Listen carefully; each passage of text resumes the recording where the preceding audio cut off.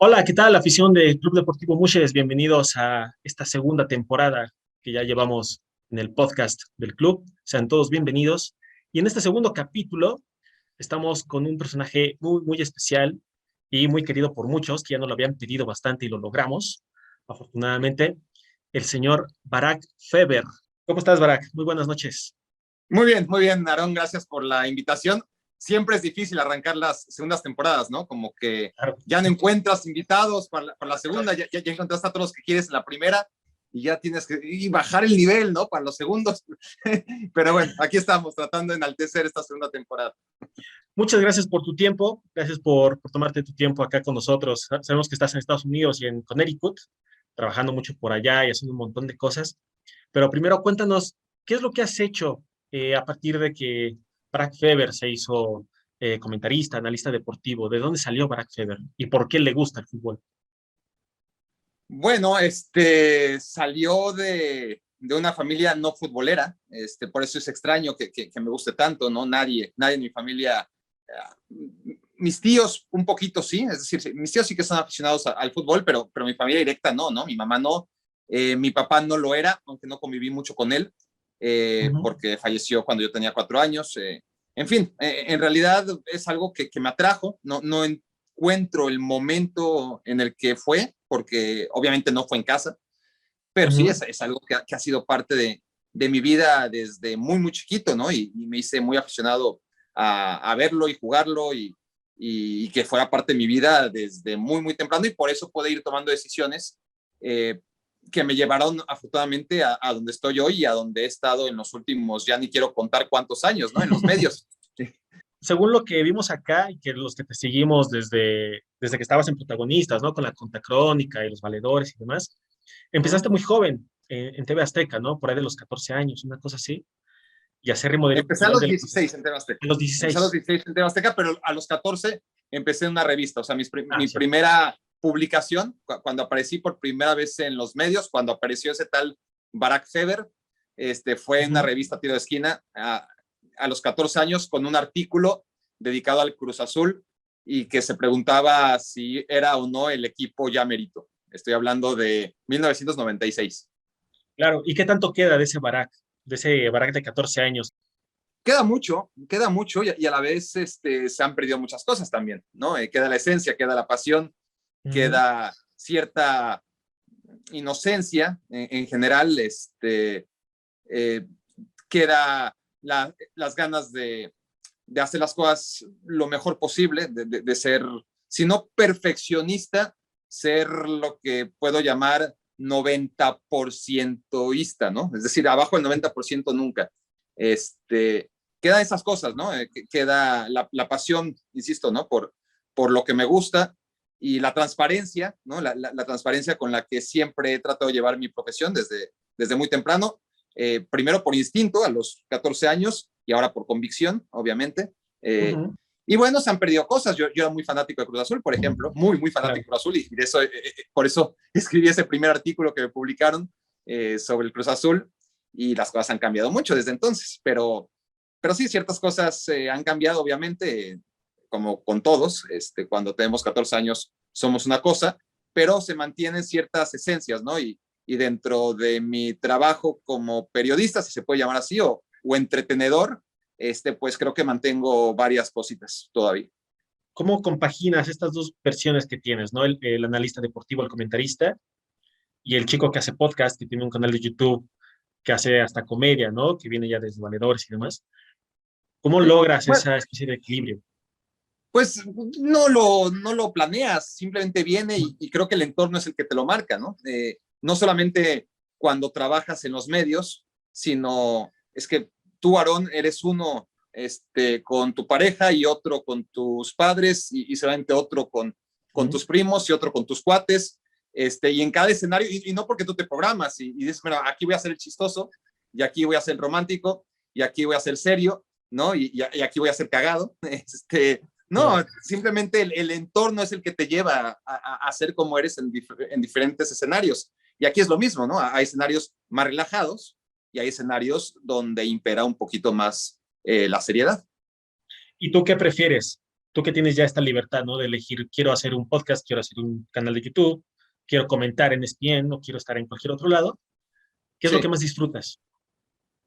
No, me gusta todo, me Sí. gusta un balance, no me gustaría hacer solamente una cosa y de una manera, ¿no? Sí, sí me gusta tener varias cosas que me motiven y tener diferentes aproximaciones y en general me gusta el balance, es decir, no te puedo decir a mí me gustaría mucho más hacer otra cosa distinta a la que estoy haciendo ahora, no me puedo quejar en lo absoluto. Sí Claro. te puedo decir que lo que siempre digo cuando me preguntan, ¿no?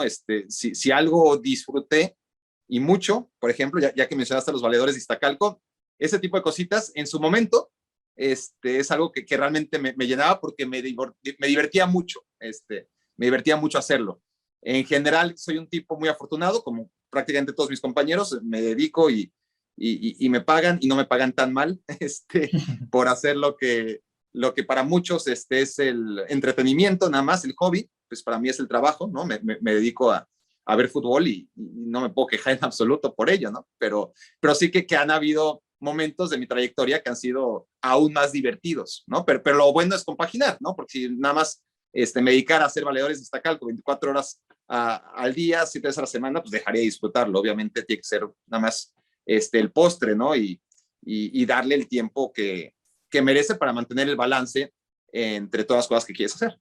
Y dentro de estas cosas que quieres hacer, ¿qué es lo que viene para Black Fever ahora? ¿En qué andas planeando? ¿Qué andas haciendo? No te sabría decir ahora mismo, es decir, ahora mismo estoy planeando sacar adelante los proyectos que empecé hace bien poquito, ¿no? Ujú. Ya mencionaste el podcast, ya mencionaste el canal de YouTube, me parece, o lo hablamos antes ya no Sí, sí, sé, sí. o lo hablamos antes de la En el entrevista, backstage. pero bueno, ¿cómo? En el backstage. Ajá. En el backstage que le hablamos, pero bueno, lo traemos aquí a colación. Entonces, sí, a ver, lo que pasa es que como que yo siempre me puse objetivos muy claros, muy definidos y muy a corto plazo y muy alcanzables, a corto y a mediano plazo. Y la verdad los fui alcanzando paso a paso, es decir, llevaba mucha prisa, ¿no? Empezando a los 14 años en la revista, a los 16 años TV Azteca. Dentro de TV Azteca, pues empecé haciendo las cosas que hacen pues, la gente que no sirve para nada y que por ahí les dan trabajos para, ¿no? Para que se sientan más o menos útiles. Pero bueno, me fui poniendo objetivos. Ahora quiero, te pongo por ejemplo, ¿no? Ahora quiero no salir en la tele, pero grabar, es decir, que salga mi voz en el Okay. noticiero para grabar una nota de 10 segundos, que me tomen en cuenta a la hora de grabar audios. Y ya, fue lo primero que conseguí. Y luego, bueno, ahora lo que quiero es, qué sé yo, hacer estadísticas, que me Ah, permitan meterme a los partidos, a la producción de los partidos, hacer estadísticas. Bueno, palomita. Ahora lo que quiero es hacer comentarios a nivel de cancha, palomita. Ahora lo que quiero, y así iba, ¿no? Y a largo plazo me encantaría trabajar en ESPN y trabajar en fútbol internacional, porque la verdad es que la Liga MX nunca ha sido mi favorita. Me costó, aquí ando, y sigo claro. trabajando en ello, ¿no? Palomita. Y, y te voy a decir una cosa, o sea, como que siempre me ponía estos objetivos a corto y mediano plazo, pero me ponía además a pensar, y cuando cumpla 30 años, ¿qué quiero ser? ¿Qué quiero hacer? A los 30 años, me decía yo. ¿Y sabes qué? Han pasado 10 años desde entonces, desde que cumplí 30, y sigo sin saber, no sé, sigo sin decidir, nunca decidí qué quería hacer a los 30 años, simplemente me dejé ir y no me quejo, Aaron, no me quejo, Aaron, pero ya no lo planeé, ¿no? A partir de los 30 años ya no planeo tanto y ya simplemente dejo que la marea me lleve y me conduzca y por ahora ahí la llevo, ¿no? No necesito dar un volantazo al timón. Y ahora, a partir de la perspectiva que ya tienes, ¿no? Que ya llevas prácticamente 25 años trabajando en los medios, aunque No le suene digas así feo, porque bueno, sí, sí, sí, está llevas mucho horrible. tiempo trabajando, ¿no? No, sí, ya lo dijiste. Y hasta Eh, redondeaste el número. Encima lo sí, lo, redondeaste. lo pensé muchísimo, sí, perdón. Ahí lo editamos. No, qué va. Después de todo este tiempo trabajando en los medios, ¿cuál es tu perspectiva acerca de los mismos a partir del deporte y de cómo se insertan en el deporte los medios? Porque una cosa es uno ver como aficionado el fútbol, ¿no? Lo Sí. ve 2 horas y ya está y se larga a dormir, o se va a hacer otra cosa. Pero el analista deportivo y el comentarista, ¿cómo se mantiene dentro de este sistema deportivo que implica los medios de comunicación? Es que cada persona es diferente, ¿no? Cada profesional de los medios de comunicación ejerce la labor de manera distinta y dependiendo de cómo la quiere ejercer y sobre todo de cómo le piden que le ejerza, ¿no? Hay muchos intereses y también pues muchas exigencias. Entonces, es injusto hablar del periodismo en general porque hay excepciones. El tema es que son excepciones, ¿no? Ojalá fuera al revés. Ojalá estuviéramos hablando de que el periodismo deportivo mexicano está preparado, está informado y aporta, además de entretener, y que hay excepciones de gente que no lo hace, cuando honestamente es al revés, ¿no? Es al revés, es muy difícil encontrar, porque los hay, periodistas que realmente dignifican la profesión de periodista deportivo. Para mí de inicio, y esto siempre lo comento, el término periodista no aplica para los deportes. Para mí, Barak Feber, periodismo es otra cosa. Y me podré poner a discutir, obviamente, con gente a la que no le guste lo que estoy diciendo, porque ellos se consideran periodistas deportivos y tendrán sus argumentos. Para mí, periodista es una palabra muy fuerte. Para mí, periodista es aquel que no solamente investiga, sino que arriesga, ¿no? Su vida, arriesga su trabajo, su estabilidad para informar. Y eso afortunadamente no pasa en el deporte, porque el deporte está para entretener, nadie arriesga la vida. Y sobre todo en un país como el nuestro, Aaron, donde tantos periodistas de verdad mueren cada año, cada mes, casi cada semana, pues hablar de periodismo es una palabra muy fuerte, ¿no? Entonces, bueno, es el término que se utiliza, pero hay que aclarar, periodista deportivo. Y dentro de este periodismo deportivo, insisto yo, habiendo gente que lo hace mucho mejor y no solamente con seriedad, sino que realmente con calidad, que es el tema, ¿no? La gran mayoría siento que no, ¿no? Que es muy fácil es el estatus en el que se encuentran, la dinámica que no les lleva a tener demasiada exigencia, ni por parte de sus jefes, ni de parte de sí mismos. Y esto, insisto, es en general, ¿no? Mi percepción. Pero me parece que sí aplica, desgraciadamente, a la gran mayoría de quienes ejercemos, ¿no? Porque es una autocrítica de quienes ejercemos el periodismo deportivo. ¿Cómo debería ser el analista deportivo, el comentarista deportivo, idealmente? ¿No? Es decir, No, ya tenemos claro esta parte, ¿no? De el sí. periodista, pero el deportista, el que está inmerso en el deporte, ¿cómo debería manejarse entonces? Para mí, no, a ver, cada quien, porque tampoco se trata de hacer moldes, ¿no? Y que todos sean Claro. iguales, pero hay dos temas que creo que deberían de darse por sentados y que no pueden ser negociables. Y a partir de ellos, pues cada quien con sus habilidades, con sus fortalezas, con sus debilidades y con su intuición, pues desarrollar su carrera de la manera en que consideran es más benéfica, ¿no? Para ellos. Pero hay dos temas y estos, te digo, no se puede renunciar, no deberías renunciar a ellos. Uno es la transparencia, hay que ser transparente, no puedes decir algo o no deberías decir algo que no piensas, tienes que ser transparente, insisto, ¿no? Tienes que ser un tipo que lo que está diciendo, porque hay mucha gente, aunque sea deportes, y afortunadamente son deportes, porque si hablas de política, si hablas de No. temas que realmente pueden cambiar el destino de o economía, por ejemplo, ¿no? Alguien va a hacer una inversión económica basado en tus comentarios. Bueno, cuando eres analista económico o político, pues es todavía mucho más delicado. Pero aún siendo periodista deportivo, me parece que no puedes dejar de ser transparente, ¿no? Si lo que piensas está bien o está mal, ya que lo decida quien te esté escuchando, pero tú di lo que piensas, no digas lo contrario a lo que dice el otro solamente para levantar la polémica, ¿no? No esperes a ver qué opina el otro para tú disfrazar tu comentario y ajustarlo y amoldarlo a lo que va a decir la persona que está a tu lado en una mesa de debate, por ejemplo. Ese es un tema, ¿no? La transparencia. Y el otro es la información. Hay que estar informado. No puedes sentarte o no deberías sentarte a dar opiniones cuando no estás informado, ¿no? Estás para informar y como informador, lo mínimo que debes hacer es estar informado, ¿no? Una vez que eres transparente y que estás informado del tema del que vas a hablar, pues ya tienes los dos requisitos básicos y ahí sí yo creo que hay muchas libertades y formas de ejercer el trabajo que tenemos. pero sí, como te digo, yo no veo eso en la mayoría, no veo mucha información ni tampoco transparencia. Ahora entrando un poco en materia de lo que hacemos nosotros, ¿no? Como tercera división profesional en la Liga TDP, ¿qué te ha Sí. parecido este proceso de ir subiendo de categorías, ¿no? Pasar de la TDP a la segunda, de pronto viene la primera A y la primera división. ¿Qué te parece este sistema mexicano de competencia y de interacción entre ligas, ¿no? Que de pronto es una carnicería, ¿no? O sea, la tercera división tiene 250 equipos y luego la segunda tiene 30 y la primera división tiene 15, ¿no? Una cosa así. Entonces, ¿cómo ves tú este sistema mexicano de fútbol? Me da asco, lo odio, De plano. me pone muy mal humor.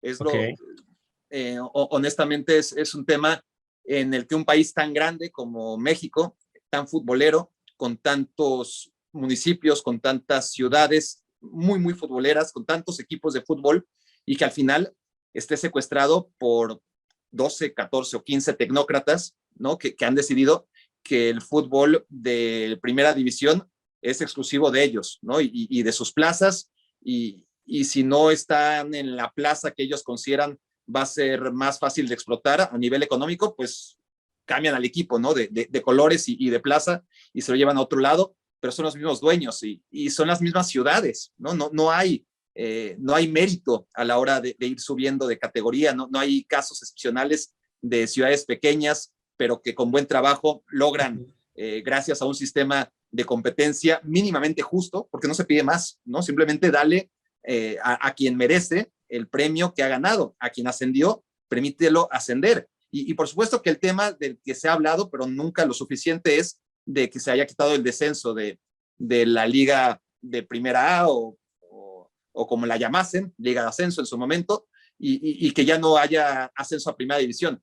Pero que hay más abajo, es decir, ¿cuántas veces no el equipo de segunda división ascendió a la primera A o liga de ascenso y como no cumplía el libro de requisitos, no lo dejaban ascender, ¿no? Ya no estamos hablando solamente de primera A a primera, sino de segunda a primera A, y así sucesivamente, ¿no? Entonces, es un tema que daña mucho al fútbol mexicano porque en todos los países del mundo tienes historias de éxito de equipos humildes, de ciudades pequeñas, a veces pero muy pequeñas, pero que tienen tradición futbolera porque lo hacen bien y porque es una gran oportunidad para pueblos pequeñitos que jamás serían escuchados si no fuera por el fútbol, de darse a conocer y por ello generar fuentes de empleo, trabajo y a veces ni siquiera eso, pero simplemente el saber que te conocen, el saber que el nombre de tu municipio o de tu ciudad está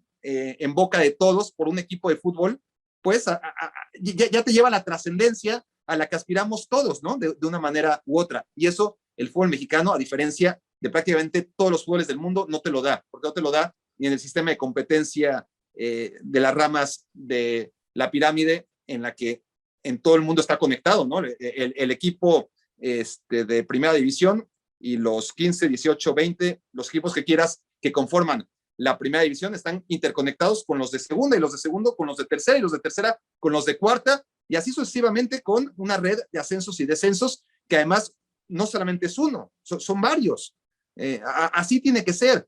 Pero bueno, aquí no tienes eso, ni tampoco tienes la copa, ¿no? Una copa real en la que puedas abrazar a los equipos de las diferentes categorías y darle otra vez esa esperanza, aunque pierda 10-0, ¿no? Claro. Porque a veces no va a perder 10-0, a veces una vez cada 10 años va a dar el bombazo, ¿no? Pero si no lo da el bombazo, da igual, ¿no? Permíteles a esa gente, ¿no? Ver a un equipo de primera división, al América, a las Chivas, inclusive al León o al Puebla, aquellos que solamente ven por televisión, verlos en sus estadios. Todas esas cosas que pasan en las copas de los diferentes países, no solamente de primer mundo, ¿no? Pasa en todos lados y que desgraciadamente en México hemos permitido que no ocurra y a mí me parece muy doloroso. Idealmente el fútbol mexicano en su trascendencia, ¿no? Y después de todo este desastre que tiene, ¿cómo podría trascender entonces a nivel local? Es decir, ¿qué necesita el fútbol mexicano entender? Más allá de lo que ya nos comentaste, ¿no? De realmente generar una estructura y una red orgánica, ¿no? Entre todas las ligas y amateurs y profesionales. ¿Qué debe entender también el fútbol mexicano? A ver, no es un tema fácil porque, si somos honestos, más allá de la pasión que nos lleva a decir, a ver, ¿por qué no podemos ser como lo hacen en Francia, como lo hacen en Inglaterra? Son los mejores ejemplos, ¿no? Por hablar del sistema de copas o de ascensos y descensos, ¿no? Donde realmente hay muchos equipos de fútbol, como hay en México, pero que tienen la oportunidad de, con un buen trabajo deportivo, aspirar a ascender e ir incrementando sus presupuestos e irse haciendo grandes y una movilidad social, ¿no? de los equipos de fútbol que no existe en México. Digo que es fácil vernos, tratarnos de ver en el espejo de otros, cuando aquí en México hay temas de seguridad tremendos, ¿no? Que cómo le aseguras al Club América o a las Chivas o al Atlas o a quien quieras que en un viaje de estos a la Copa, ¿no? De visitante, a cualquier municipio, de los muchos municipios que tienen problemas de inseguridad, ¿cómo aseguras que no va a pasar nada? Que pase como ocurre en la Copa de Francia o en la Copa inglesa o en la Copa de Turquía, en la que quieras, ¿no? Que pueden ir a jugar sin peligro. En México tenemos un problema como en otras partes del continente, pero concretamente en México, que es de lo que estamos hablando, tenemos un problema de seguridad muy importante y que se tendría que atacar primero y que no lo vamos a resolver aquí, ¿verdad? Que es muy, muy difícil. Eso sería lo primero, el poder pensar que cada plaza, que cada equipo de fútbol, sin importar la división a la que pertenece, tiene una estructura suficiente como para asegurar que se puede jugar un partido de fútbol televisado, por ejemplo, sin mayor problema. Asegurar que un equipo bien estructurado puede ascender de división en división hasta meterse entre los grandes. Porque además va a ser muy fácil para estos 14, 15 dueños del pastel, que por supuesto no lo quieren repartir, poner la excusa, ¿no? De que no hay estructura, de que no hay dinero, de que hay mucho narcotráfico, de que no sabemos quiénes son los dueños, y así se lavan las manos, y cualquier inversor, ¿no? Que no es un magnate, pero que quiere invertir en el fútbol y que puede encontrar un negocio haciendo las cosas bien, pues se inhibe porque no hay ascensos y descensos, porque realmente está totalmente bloqueado.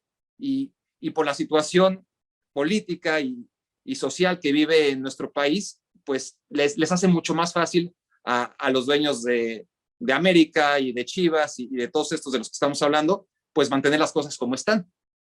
¿Qué pasa con la inclusión? Hablando ya, ¿no? Un poco en materia con Club Deportivo Muches. ¿Cómo ves la inclusión y la diversidad en el fútbol mexicano, así, tal cual, de primera? A ver, otra vez, trasciende el fútbol, ¿no?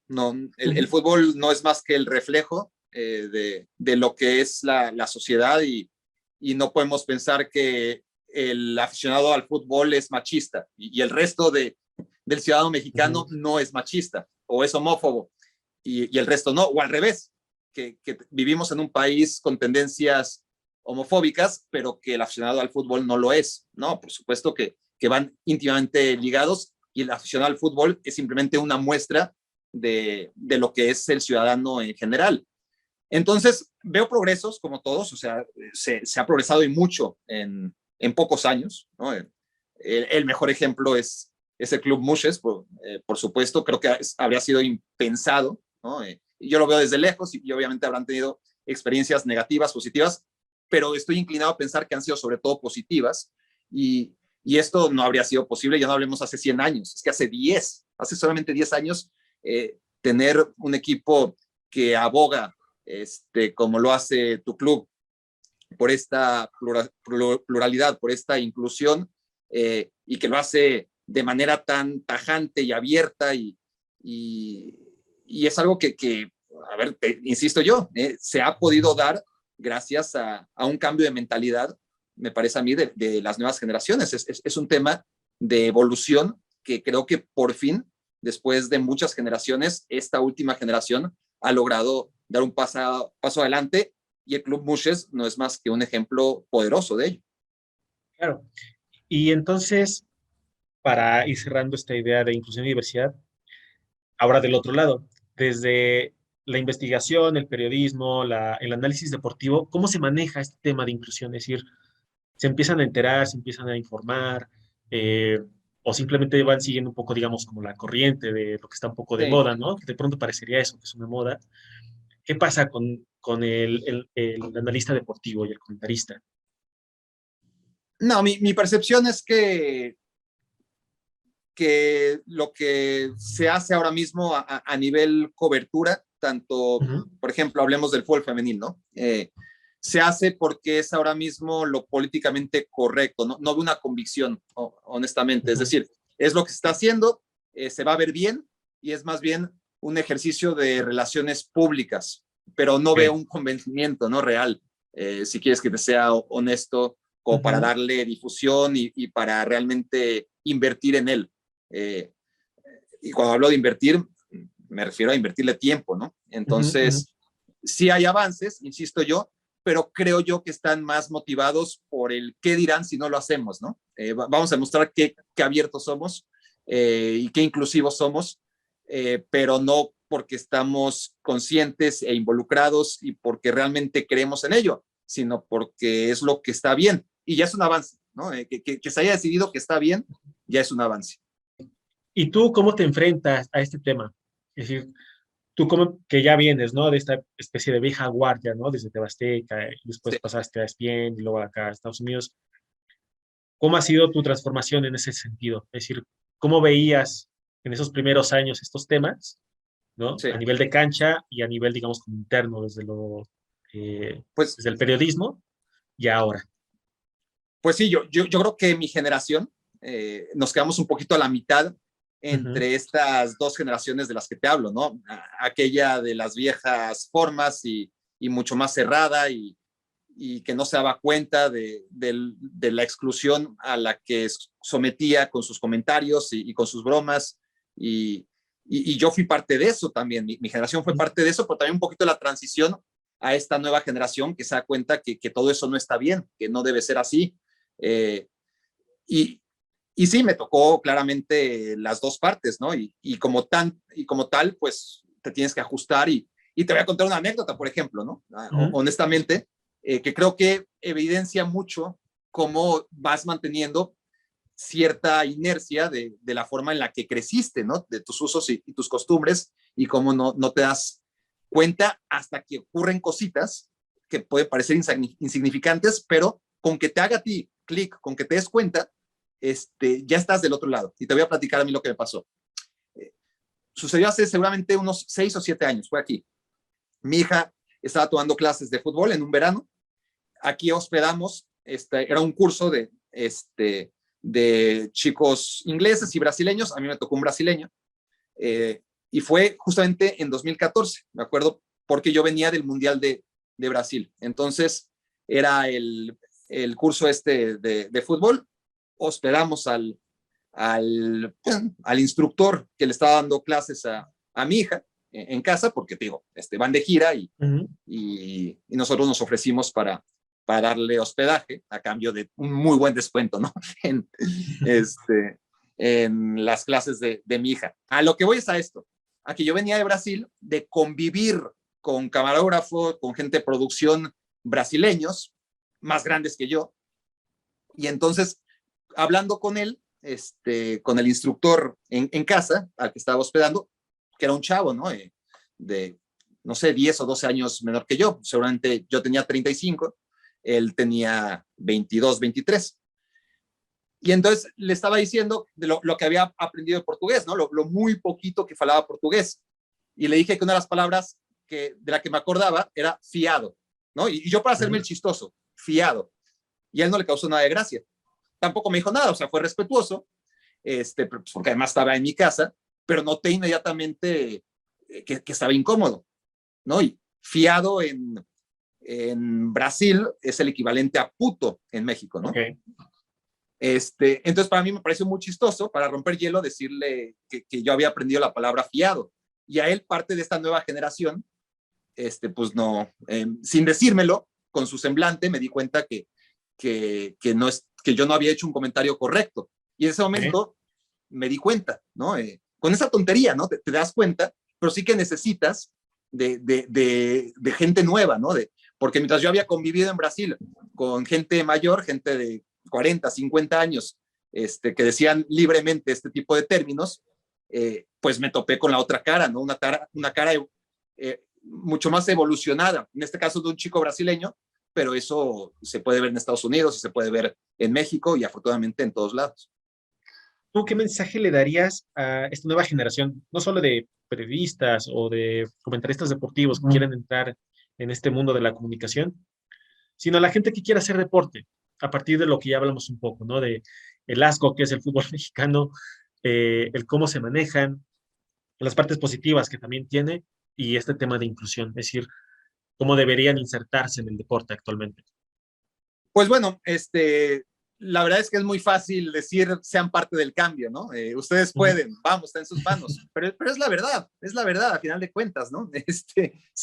Si no lo hacen los que van a poder en un futuro no tan lejano, pues entonces lo van a dejar en las manos de quienes, de quienes le sigan, pero bueno, es parte de un proceso, no es fácil, cada tema es diferente, obviamente. Afortunadamente, creo yo, honestamente, con poca información, ¿no? Y aquí es importante hablar de lo que hablábamos antes, con poca información al respecto, creo yo que sí se han dado pasos muy avanzados en lo que se refiere a la inclusión y que esto ya no lo para nadie, ¿no? Eso ya es realmente un cambio.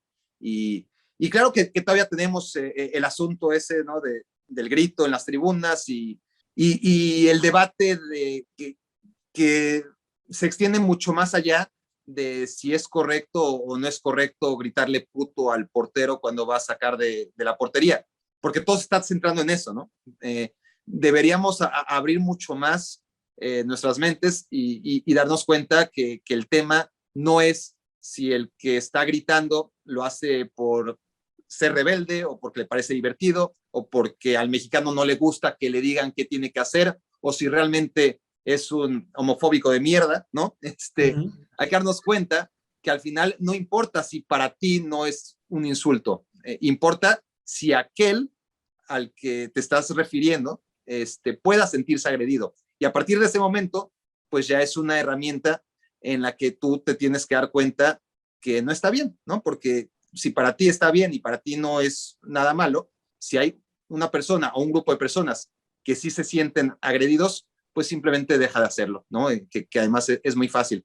Pero ese es solamente un tema y es el tema en el que se ha centrado el periodismo deportivo respecto a la inclusión, ¿no?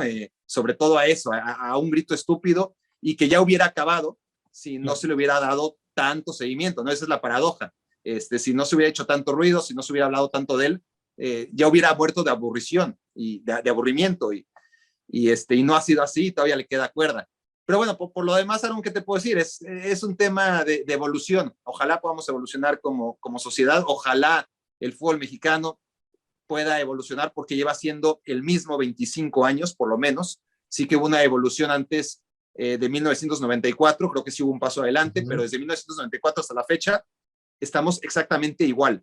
Y no estamos mal en general, pero se podría estar mucho mejor por todo lo que hablamos. No solamente es llegar al quinto partido del Mundial, no, es realmente tener herramientas para disfrutar nuestro fútbol, ¿no? En el día a día, más allá si la selección avanza o no a un partido de cuartos de final o si se vuelve a quedar en los octavos de final. Eso tiene que ser al final una consecuencia, pero no como se ha hecho ver y como se ha trabajado en todas las decisiones, ¿no?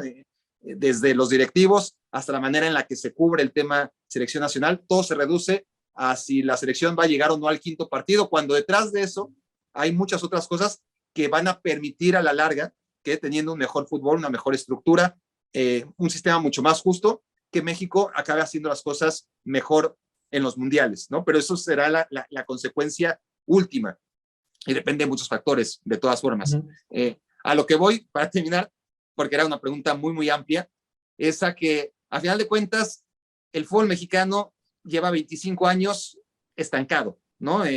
Y no podemos esperar a que mejore si se siguen haciendo las cosas exactamente igual a como se hacían hace 25 años, en todos los sentidos. Entonces, bueno, si el mensaje es para la gente que viene abajo, pues está en ellos no heredar las mañas de quienes vienen heredando desde hace una generación, 25 años, las mismas decisiones y la misma forma de concebir el deporte del fútbol mexicano en particular, que es al que nos estamos refiriendo, como un negocio, ¿no? Como un negocio y después como una práctica deportiva. No tiene que ser al revés, es una práctica deportiva, es una práctica que nos tiene que hacer mejores a todos y que además, por supuesto, tiene que ser negocio. Necesitamos que sea negocio para que vivamos gente como yo de ello. Ahí están las palabras de Barak Feber. Y por último, algo que quieras decirle a la afición Mushe, que ya los conocías, no nos conocías. ¿Qué onda con Mushe? ¿Qué les quieres decir a la afición? No tenía la menor idea que existían, si quieres que sea honesto, ¿no? Para predicar con el ejemplo, no te voy a fallar. Me da mucho gusto que exista, sobre todo en un país como México. No me ha sorprendido ver equipos con la misma iniciativa, con los mismos ideales y valores en otras partes del mundo, que tardaron menos en avanzar, ¿no? Verlo en México me parece fabuloso. Y claro, a mí, yo me distancié de la tercera división cuando dejé de hacer valedores. También cambiaron todo el organigrama del fútbol mexicano. Yo estoy, por salud mental, la verdad, muy alejado de la estructura del fútbol mexicano, porque realmente me revienta que sea así, que no haya ascensos y descensos.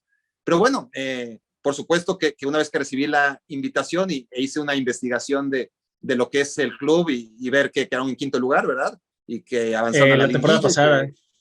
Y que estuvieron ahí avanzando por lo menos una ronda y bueno, no solamente es un equipo carismático, no solamente es un equipo con una ideología que hay que aplaudir de inclusión, sino que además es un buen equipo, ¿no? Que también además, es muy importante. Lo estamos haciendo bien.